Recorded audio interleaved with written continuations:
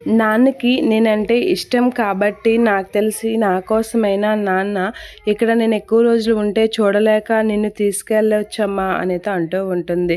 సరే నువ్వేదైతే అది అవుతుందిలే అని చెప్పేసి ఇక ఆవని అయితే ఆరాధ్యతో మాట్లాడుతూ ఉంటుంది. ఇక రాజేంద్ర ప్రసాద్ అయితే నేను అందరికీ చెప్తుంది ఒకే మాట, నేను చెప్పిన మాటే అవుతుంది అని చెప్పేసి అంటూ ఇలా అంటూ ఉంటాడు. ఈ రోజు నుంచి అవని దగ్గర ఆరాధ్య ఉంటుంది, ఇక్కడ కాదు అక్కడే ఉంటుంది అని అనేసరికి ఒకసారిగా అక్షయ్ అయితే షాక్ అవుతూ ఉంటాడు.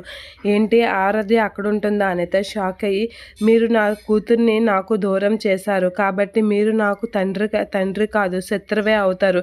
ఈ రోజు నుంచి మీరు నేను తండ్రి నాన్న అని పిలవను, శత్రువులనే చూస్తాను అని చెప్పేసి అక్షయ్ అయితే చాలా సీరియస్గా వాళ్ళ నాన్నతో అంటూ ఉంటాడు.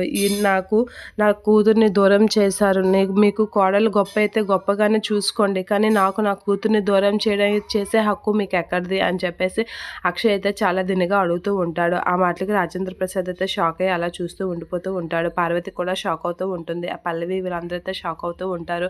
ఇక అవని అయితే అలా ఆరాధ్యతో మాట్లాడుతూ తన బుక్స్ అవన్నీ అయితే చదువుతూ ఉంటుంది. అందులోన అవని అక్షయ్ ఫోటో చూస్తూ ఉండిపోతుంది. అవని ఆ ఫోటోలో మీ ఇద్దరు ఎప్పుడూ కలిసే ఉండాలి అమ్మ, అలా కలిసే ఉండాలని నేను ఎప్పుడూ కోరుకుంటున్నాను అని చెప్పి ఆరాధ్య అయితే అవనితో అంటూ ఉంటుంది. ఆ మాటలకి అవని ఏం మాట్లాడకుండా అలా చూస్తూ ఉండిపోతూ ఉంటుంది.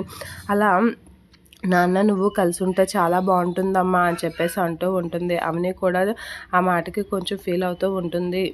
అక్షయ్ అయితే కోపంతో